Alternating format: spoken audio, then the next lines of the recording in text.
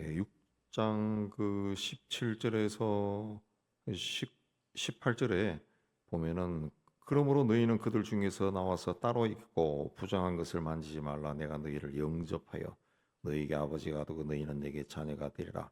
전능하신 주의 말씀이니라 하셨느니라. 그랬습니다. 예. 하나님의 자녀가 되었다. 그랬습니다. 하나님이 우리의 아버지가 되고 우리는 하나님의 자녀가 되었다. 자녀는 그 부모의 말을 귀하게 여기는, 아주 소중하게 여기는 사람입니다. 그러니까 우리가 하나님의 자녀다 그러면은 하나님의 말씀을 굉장히 소중하고 귀하게 여겨야 됩니다. 그래야 하나님과의 그 친밀한 관계를 유지할 수 있습니다. 그래서 1절에 그런즉 사랑하는 자들아 이 약속을 가진 우리는, 약속은 이렇게 하자 그런 조건을 맺는 것인데, 우리 17, 18절에 보면은 하나님께서 우리 아버지가 되고 우리가 그분의 자녀가 되기 위해서는 어떻게 알았습니까? 너희는 그들 중에서 나와 따로 있고 부정한 것을 만지지 말라. 그들 중에 그 고린도 사람들처럼 막 서로 싸우고 미워하고 이런 사람들하고 어울리지 말고 거기서 나오라는 거예요. 그들과 그 부정한 것을 만지지 말라. 관계도 맺지 말라는 거죠. 그래서 이 약속을 가진 우리는, 그래서 우리가 누굽니까? 하나님의 자녀죠. 하나님을 아버지라 부르는 사람들은 1절에서 뭘 해야 됩니까? 거룩함을 온전히 이루어, 거룩함을 온전히 이루어 그랬습니다. 어떻게 이루어요? 하나님을 두려워하는 가운데서, 하나님을 두려워하는 가운데서 거룩함을 온전히 이루라. 그래서 하나님을 두려워한다라고 하는 것은 하나님에 대해서 막 공포심을 느낀다는 것이 아니라 하나님의 임재함에 들어갔을 때 느끼는 그 경외감, 하나님의 은혜가 막 임할 때 어떤 굉장히 기쁘면서도 이 두려움이 있다. 두려움이 그걸 이야기하는 겁니다. 두려움. 하나님 앞에 섰을 때 어떤 그 두려움, 그런 것이 있다. 이제는 이제 나이가 들어서 이제 그런 것이 많이 사라지지만은 젊었을 때 군대 그 쫄병으로 있을 때는 그 중령 대령 앞에만 서도 막 긴장이 되고 막 그랬어요. 더군다나 장군 그러면은 꼼짝도 안 합니다. 눈동자도 소위 군대 용어로 안 굴리고 바짝 서 있죠. 왜? 그 두려움 때문에. 두려움 때문에. 예. 우리도 이제 늘 예배드리고 하지만은 우리 많지 않은 사람들이 모였지만은 만약에 이 예배당에 사람들이 막 꽉 앉아 있다. 꽉 앉아 있는 채로 찬송을 부르고 막 예배를 드린다. 그러면은 그 예배 드리는 사람의 그 마음이 또 달라집니다. 어떤 하나님의 어떤 두려움 가운데, 굉장히 많은 사람들 가운데 내가 혼자 많은 사람들 가운데서 내가 그 하나님을 예배하면서 막 찬송을 부른다. 그러면 어떤 표현할 수 없는 어떤 경외감이 꽉 들어온다. 근데 그걸 이제 우리가 몇 사람이 모이지 않은 곳에서도 그걸 가져야 됩니다. 그걸 자꾸 본인이 그걸 이제 의식해야죠. 예수님은 분명히 두세 사람이 내 이름으로 모인 곳에 나도 너희와 함께 하겠다 그랬습니다. 그리고 우리 몸이 성전, 하나님의 영이 거하시는 성전이다. 그럼 내가 혼자 있을 때도 하나님의 어떤 임재를 느껴야 되고, 예수의 이름으로 두세 사람이 모여있을 때는 그 임재함을 더 크게 느껴야죠. 더 크게. 그걸 우리가 자꾸 생각을 해야 돼요. 생각을 해야 돼요. 자꾸 이제 생각을 해야 돼요. 주님이 이곳에 계신다. 그걸 자꾸 이제 고백하고, 생각하고, 그 상황을 받아들이고, 그렇게 해야 그게 자꾸 익숙해지면 이제 하나님의 임재를 이제 본인이 이제 느끼게 되는 거죠. 본인이 느끼는. 이 거룩함이라고 하는 것은 거룩함을 온전히 이루어. 그런데 거룩함은 바로 하나님을 경외하는 가운데 이루어지는 것이죠. 거룩함, 이 경건함. 하나님을 의식하면은 이 마음가짐이 달라지죠. 행동이 달라지죠. 그 예배당에 딱 들어오면은 그래도 예배를 드린다. 그렇게 하니까 많은 사람들과 함께 혼자 예배 드리는 거하고 또 다르다고요. 예, 많은 사람들과 함께 그 자리에서 예배를 드린다. 그러면 이게 마음가짐이 달라진다. 예, 그래서 예배는 많은 사람과 함께 예배 드리는 게 좋죠. 인간은 그 원래 그 죄성이기 때문에 뭐 혼자서 예배해도 상관이 없어요. 근데 인간은 죄성이 있기 때문에 혼자서 예배하면은 그 예배가 잘 안 된다. 예. 뭐 아주 신앙이 깊은 사람 또 훈련된 사람이면 모르겠지만 혼자서 예배할 때는 이 그 하나님을 예배하는 걸 사탄이 싫어하니까 사탄이 여러 가지 방법으로 흔들어 버리죠. 집중을 할 수가 없어요. 집중을. 예. 제가 이제 신학교 처음 들어가서 이제 채플 시간에 그 수요일 날 꼭 이 11시쯤에 예배 드리는데 다 그 대부분이 한 90%가 남자들 아닙니까? 그 신학교에 들어온 신학생들이 또 찬송을 잘해요, 노래를. 그래서 한 몇백 명이 모여가지고 그때는 채플이 공사 중에 있어가지고 우리가 이 강당과 비슷한 곳에 모여가지고 같이 예배 드리는데 예배 드릴 때 그냥 찬송을 하는데 찬송이 얼마나 잘하는지 어, 압도적이더라. 그 가운데 앉아서 이제 예배를 드리니까 그 하나님의 임재를 막 저절로 느끼겠다. 저절로 느끼고, 예. 그러니까 하나님을 그 두려워하는 가운데 두려워한 마음, 하나님이 어떤 분이냐, 그걸 우리가 신앙생활하면서 많이 생각해야 됩니다. 그냥 예배 시간 되면은 와서 그냥 랄랄랄라 하고 막 예배하고 와르르 기도하고 그게 아니라 평소에 하나님이 어떤 분일까? 예. 그 교우들 가운데 또 세상 떠난 사람들도 있잖아요.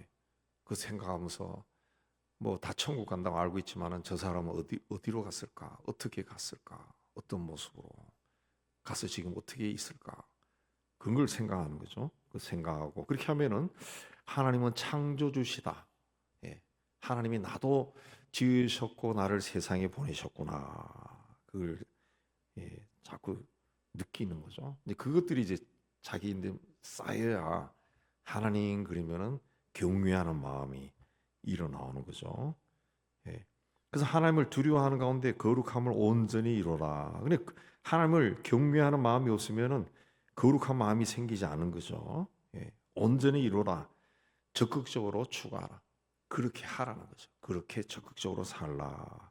그리고 육과 영의 온갖 더러운 것에서 자신을 깨끗하게 하라. 예, 깨끗하게 하라. 구체적으로 육과 영의 온갖 더러운 것에서 자신을 깨끗하게 하라. 육과 영이라고 하는 것은 분리된 것이 아닙니다. 육과 영이 분리되면은 죽죠. 사람이 죽어야 육과 영이 분리가 되는 거죠. 영이 빠져나간 육신은 그냥 나무와 똑같죠. 어떤 물체에 지나지 않습니다. 물체에 지나. 사람이 살아 있으면은 이 비행기 좌석에 타고 오지만은 죽은 사람은 화물칸에 들어가. 화물칸. 물질이 되어 버린 거죠. 그러니까 육과 영이 분리된 것이 아니라 하나라는 거죠. 하나. 근데 한쪽이 더러워지면 다른 쪽도 더러워져요. 영을 이제 쉽게 표현해서 마음이라고 보면은 우리 마음 속에 악하고 더러운 것들이 가득 차 있으면은 우리 몸도 그런 곳을 자꾸 지향해 간다. 자꾸 그 지향. 재밌고 즐거운 것이 없을까? 그러면 그런 걸 자꾸 찾아가고 놀러 다니려고 그러고 그런 것이 있죠. 또 몸이 자꾸 그런 그 즐거움과 이 기쁨을 자꾸 그걸 찾아다니면은 또 영도 그쪽으로 자꾸 가버리는 거죠. 영적인 것도 자꾸 가는 거죠. 예. 그런 사람들과 자꾸 어울리고 그러게 되는 거예요. 그렇기 때문에 육과 영의 온갖 더러운 것, 예. 굉장히 많은 것들로부터 더러운 것으로부터 자신을 깨끗하게 하라. 예. 깨끗하게 하라. 일단은 분리돼야 깨끗하게 할 수가 있습니다. 그 신앙생활하고 그 일상생활이 분리된 것이 아닙니다. 분리된 것이. 우리 그 한국 교인들은 이제 그 예전에 뭐 세계 어디나 뭐 거의 비슷하지만 뭐 다 똑같은 것 같아요. 그 분리된 그 이원론적인 신앙을 많이 가지는데 이 교회 그러면은 성전 그러죠. 성전 거룩한 장소가 아니에요. 성전이 거룩한 장소 아니에요. 왜 거룩합니까? 하나님이 계시고 하나님을 예배하니까 거룩한 장소. 예, 그래서 성전 건축. 그러면은 다른 것은 이제 헌금 잘 안 해도 성전 건축. 그러면 거기 헌금 열심히 한다고. 왜? 하나님이 계시는 곳. 예, 그 성전 거룩한 곳. 거기서 예배를 드리니까 성전이 되는 거죠. 성전. 예. 근데 이게 그 구약적인 개념이죠. 구약. 예수님이 세상에 오신 후에 성령께서 강림하신 후에는 성경에도 분명히 나오지만 그 성령이 계신 곳이 하나님이 계신 곳이 성전인데 성전은 너희 몸이다 그랬습니다. 너희 마음이다, 몸이다. 우리의 몸이 하나님 영이 거하시는 거죠. 그 교회라고 하는 것도 이제 모임 무리를 뜻하는 건데 에클레시아 사람들이 모여 있는 공동체가 이제 교회인데 그 누가 모인 곳입니까?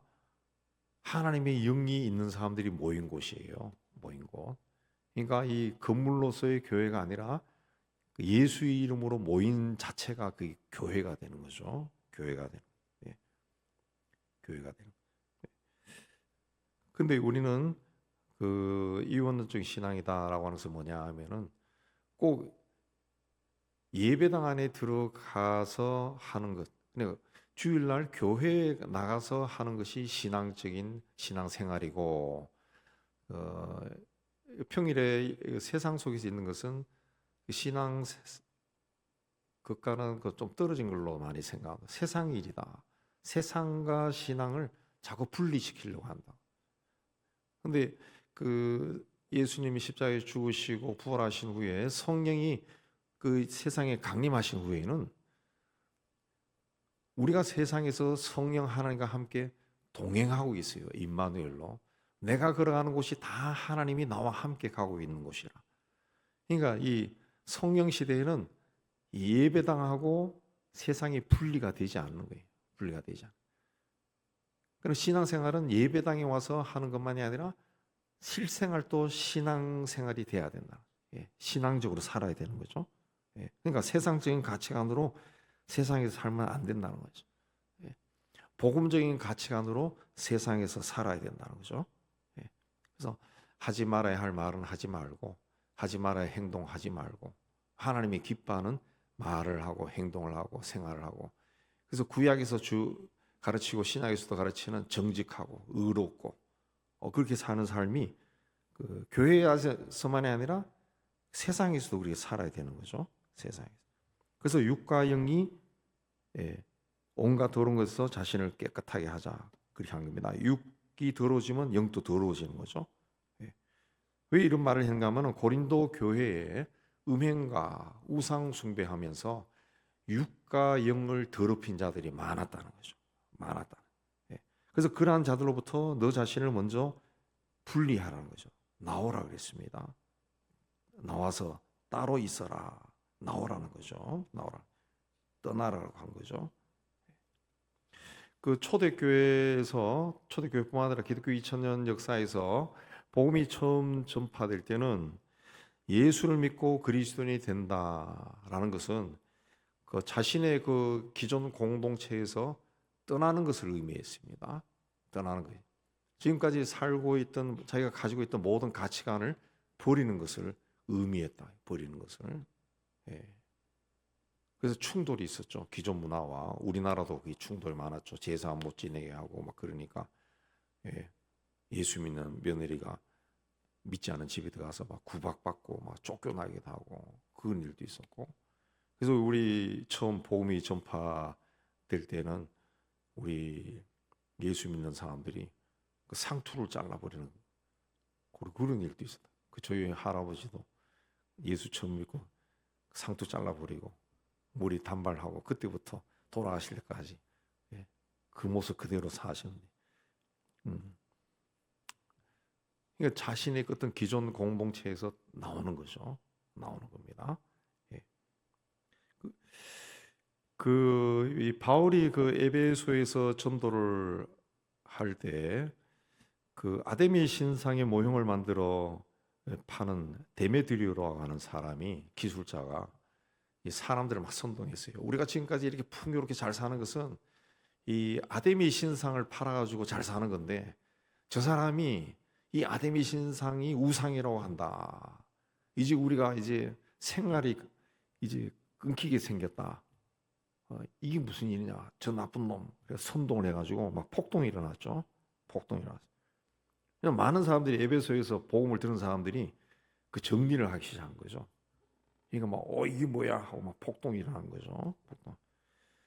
그러니까 경건한 그리스도인이 된다라고 하는 것은 그 자기에게 이 모양 저 모양 다가오는 육과 영의 더러운 것으로부터 나를 분리시켜 그런 걸 자꾸 끊어버린 거죠. 끊어버려. 예. 웨일즈에 우리나라가 1907년에 그 평양에서부터 부흥운동이 일어나서 전국으로 퍼지고, 그게 이제 우리 한일 합방될 때의 어떤 그 충격을 완화시켰다는 그런 사회적인 논문도 있는데, 그 전에 이제 1904년도에 이제 영국의 웨일즈에서 부흥이 일어났거든요. 그게 이제 한 바퀴 돌면서 우리나라까지 들어온 거예요. 그 웨일즈에서 부흥운동이 일어났을 때 그 예수의 영이 그 지역에 임했을 때 그 술집이 스스로 문을 닫았다. 술집 다 폐쇄했다. 누가 폐쇄시키라고 말 안 했는데 주인들이 문 닫아버렸다. 끊어버렸다는 거죠. 끊어버렸다. 그랬습니다. 고린도 교회 성도들이 바울을 세 가지 측면에서 비난했는데, 첫째는 바울이 공정하게 일 처리를 하지 않고 불의를 행한다. 두 번째는 저 복음이라고 하는 것이 율법을 해치는 것이다. 세 번째는 예루살렘 교회를 위해 헌금한다라고 하면서 성도들을 착취한다. 이렇게 의심을 했습니다. 이런 오해에 대해서 2절에 보면은 바울이 우리는 아무에게도 불의를 행하지 않고 아무에게도 해롭게 하지 않고 아무에게서도 속여 빼앗은 일이 없다 그랬습니다. 왜 이런 말을 하느냐? 2절은 그 변명한 것이 아니라 3절에 보면 내가 이렇게 말하는 것은 너희를 정죄하려고 하는 것이 아니다. 나는 그런 일이 없는데 왜 자꾸 그렇게 말하냐? 불쾌하다. 이 정죄하는 것이 아니다 그랬습니다. 우리는 아무에게도 내가 이전에 말하였거니와 너희가 우리 마음에 있어 함께 죽고 함께 살게 하고자 합니다. 당신들은 여전히 내 마음에 있습니다. 나는 당신들과 함께 살고 함께 죽기를 원합니다. 그렇게 이야기한 겁니다. 그래서 4절에 보면은 또 뭐라는가? 나는 너희를 향하여 담대한 것이 많고, 담대하다고 하는 것은 여러분이 나를 막 의심해도 나는 여러분을 담대하게 신뢰한다는 뜻이에요. 뭐라 말해도 나는 여러분을 신뢰하고 여러분을 자랑한다는 거죠. 내가 우리의 모든 환난 가운데서도 위로가 가득하고 기쁨이 넘치노다. 그 현대 성경을 읽어보면은 나는 여러분을 크게 신뢰하고 자랑하며 많은 위로를 받고 있습니다. 그래서 내가 온갖 어려움을 당하면서도 기쁨이 넘칩니다. 나는 여러분을 신뢰한다. 그리고 여러분을 자랑한다는 거죠. 그러니까 여러분이 그 어려운 환경 가운데서 예수 믿고 신앙생활하는 걸 내가 자랑한다. 그리고 위로를 받고 있다는 거죠. 이 바울의 고백 속에서 뭘 볼 수 있습니까? 사역하는 사람들은, 예수 믿는 사람들은 항상 자기 양심에 끄리끼지 않는 삶을 살아야 됩니다. 왜냐하면 바울이 사심없이 복음을 전했지만은 오해를 받았죠. 비난받았습니다. 그러므로 복음을 전하는 사람이나 우리 그리스도인들이 다른 사람들 앞에서 부끄럽지 않은 삶, 그야말로 숫제 말로 하면 털어서 먼지 나지 않는 삶, 어렵지만 그렇게 살기 위해 애를 써야 되는, 적어도 남들로부터 비난받을 만한 일을 해서는 안 된다는 거죠. 바울이 그들과 함께 죽고 함께 살려고 했다 그랬습니다. 그러니까 그 동일시했다는 거죠. 복음을 받는 사람들과 전하는 자가 같은 마음을 가졌다는 거죠. 같은 마음. 우리는 다른 사람이 똑같습니다, 여러분. 그렇게 이야기했죠. 그래서 5절에 우리가 마게도냐에 이르렀을 때에도 우리 육체가 편하지 못하였다. 피곤했다는 거죠. 왜? 밖으로는 다투고 안으로는 두려움이다. 밖에서는 자꾸 자기를 비난하고 하니까 안으로, 내적으로 좀 마음이 아주 불편했다. 불편했다. 그러나 낙심한 자들을 위로하시는 하나님이 디도가 옴으로 우리를 위로하였다. 그러니까 하나님이 우리를 위로했다는 거죠. 예. 어떻게 하나님이 위로하셨냐? 디도를 보내셨다네. 디도를 보내셨다. 예. 그, 그, 이제 그가 온 것뿐만 아니라 오직 그가 너희에게서 받은 그 위로로 위로하고 7절, 6절, 7절에서 디도가 온 것을 바울이 강조하는데 이건 바울이 디도가 오기를 굉장히 기다렸다는 뜻입니다. 디도는 바울이 고린도 교회에 파송했어요. 고린도 교회 형편이 어떤가 살펴보고 오라고 파송하면서도 그 좀 불안한 마음이 있었습니다. 왜? 고린도 교회는 바울을 비난하는 자들이 있었다는 거죠. 그래서 디도가 바울로부터 파송받았다는 것을 알고 디도를 혹시 괴롭히지 않을까 염려했는데 디도가 무사히 돌아왔다. 그래서 너무 기뻐서 두 번이나 6절 7절에서 이야기합니다. 디도가 고린도 교인들로부터 많은 위로를 받았다는 말을 디도로부터 들었습니다. 바울은 디도를 싸움이 벌어져서 서로 정죄하는 교회에 보내고 걱정했는데 디도가 돌아와서 뭐라고 말합니까? 고린도 교인들이 자기를 따뜻하게 맞아주었고 바울의 권고에 순종했다 소식을 전했습니다. 이 소식을 바울은 하나님이 자기를 위로하는 것으로 받았습니다. 받았어요. 구체적으로 보면 7절에 너희 사모함과 애통함과 나를 위하여 열심히 있는 것이다. 사모함은 고린도 교인들이 바울이 다시 방문해 주기를 기다렸다는 겁니다. 그 6장 11절에서 13절에 보면은 바울은 그 고린도 교회 사람들로 향해서 여러분이 좀 6장 13절에 보면 여러분 마음을 좀 넓히세요 그랬습니다. 바울 자기를 향해서 또 고린도 교회 교인들 여러분의 동료를 위해서 좀 마음 좀 넓히십시오. 그렇게 권면했어요. 그걸 그들이 받아들인 겁니다. 받아들인 거예요. 애통함은 고린도 교인들이 바울에 대해서 그 의심하고 비난한 것을 회개한 겁니다. 그래서 나를 위해서 열심히 있다라고 하는 것은 이제부터는 고린도 교인들이 바울을 지도자로 인정하고 바울의 지도에 순종하고 바울을 비난하는 자들로부터 바울을 보호하고 지키는 일에 열심을 내겠다. 그걸 이야기했다는 거죠. 그걸 이제 디도로부터 들었다는 거죠. 그래서 굉장히 기뻤다.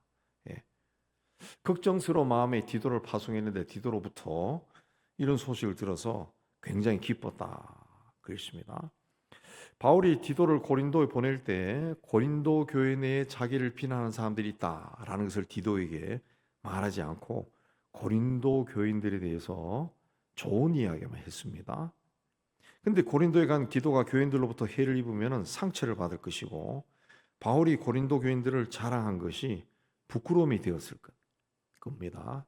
근데 바울의 예상과는 달리 고린도 교인들이 디도를 환영했다. 13절에 보면은 디도가 그 때문에 그 힘을 얻었다. 그렇습니다. 디도가 힘을 얻었다. 디도는 교인들이 두려움과 존경하는 마음을 가지고 자기를 맞아주고 또 바울로부터 받은 권면을 한 것에 대해서 받아들이고 순종한 것에 대해서 그들을 사랑하게 되었습니다. 15절에 그가 너희 모든 사람들이 두려움과 떨므로 자기를 영접하여 순종한 것을 생각하고 너희를 향하여 그 심정이 더 깊었으니 그렇습니다. 너희 모든 사람들이 두려움과 떨미라는 것은 이 너그러운 마음으로 자기를 영접해 줬다는 그런 뜻입니다.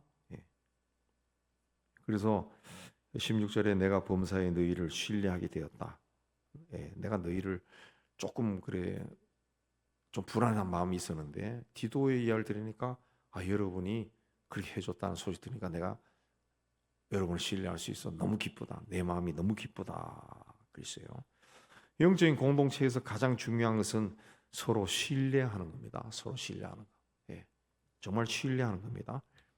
그렇기 때문에 혹시 자그마한 오해라도 이래 생기면은 서로 빨리 털어버려. 부정적 생각을 털어버려.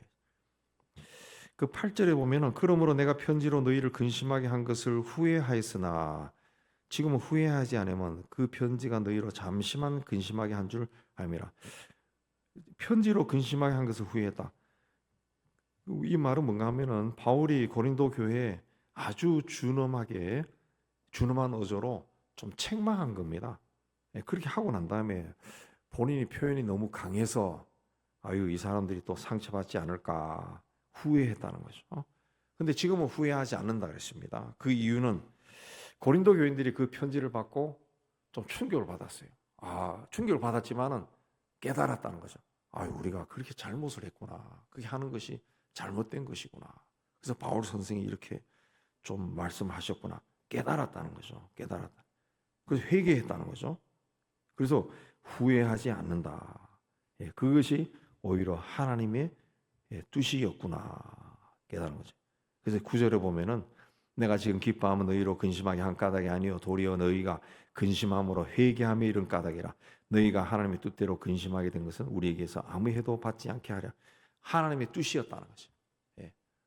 좀 내가 편지를 강하게 써서 그 받는 사람들이 좀 놀랬죠. 그러면서 자기들 돌아본 거죠. 우리가 그렇게 한 게 정말 잘못됐구나. 돌아서고 회개하니까 그 자체가 자기가 후회할 정도의 강하게 편지를 썼지만은 그게 하나님의 뜻이었구나. 9절에 깨달았다는 거죠. 깨달았다는 거죠. 그래서 11절에 보면은 보라 하나님의 뜻대로 하게 된 이 근심이 그렇습니다. 하나님의 뜻대로 고린도 교인들이 근심했다는 거죠. 자기가 뭘 잘못했는가 근심했다는 거죠. 하나님의 그 뜻대로 근심했다. 그 예가 7가지 나오는데 간절하게 하며 11절에 전에는 바울의 권면과 호소를 무성의하게 받아들였지만 이제는 진지하게 받아들이는 거예요. 그다음 변증했다. 바울과 그의 동료들을 그 사람들이 막 비난할 때 고린도 교인들이 적극적으로 변호하기 시작했다. 그분들은 그렇게 아니에요. 변호하기 시작했다. 분하게 하며 그 교회를 자꾸 이상한 사상을 가져와서 교인들의 마음을 막 번잡하게 했는 거짓 선지자들, 거짓 교사들 그들에 대해서 이제는 분을 느꼈다는, 화가 나기 시작했다는. 그 전에는 막 이 말 저 말 하면은 그것도 맞을 수 있을 것 같네. 그렇게도 생각이 되네요. 그것도 맞는 것 같네요라고 동조했는데 그 시간이 좀 지나 보니까 이게 아니고 이 교회가 막 쑥대밭이 되니까 그걸 이제 바울이 지적을 해주니까 이게 우리가 잘못됐구나 하고 알고 화가 났다는 거예요. 두렵게 하며 하나님의 심판에 대한 두려움과 바울의 책망에 대한 두려운 마음이 생긴다. 이게 우리가 이렇게 나가다가 하나님의 벌을 받겠구나 사모하게 하며 그래서 다 깨달은 후에는 바울과 이전처럼 관계를 회복하고 싶어 했다는 거죠.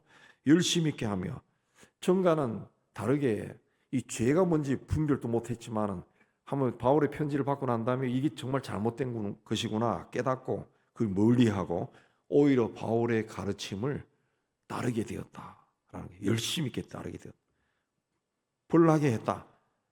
그리고 그 잘못된 것에 대해서 이제 자체적으로 잘못된 것이다라고 벌을 했다는 거죠.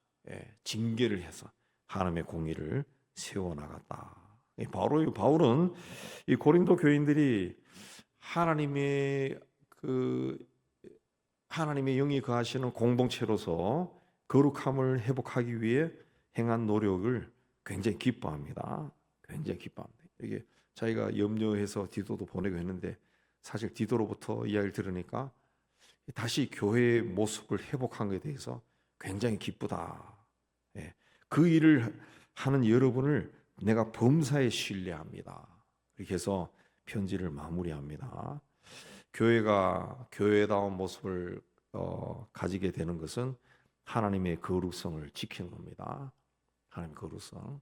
그래서 예수께서 기도를 가르칠 때도 하늘에 계신 우리 아버지여 이름이 거룩히 여김을 받으시오며 이름이 거룩히 여김을 받는다라고 하는 것은 그 교회의 성도들이 그 기도를 하는 사람들이 거룩하게 사는 거예요. 내가 거룩하게 살아야 하나님의 이름이 나를 통해서 거룩해지는 겁니다. 거룩해지는 거예요. 그러니까 교회가 교회로서의 모습을 지니고 있어야 하나님이 거룩해지는 거죠. 예. 그거는 이제 교인들이 그 하나님을 두려워하고 죄를 멀리할 때 이루어집니다. 바울이 범사에 그들을 신뢰하고 기뻐한 것은 고린도 교회가 이걸 깨닫고 다시 하나님의 교회로 회복되어 가고 있기 때문에 그렇게 기뻐한 겁니다.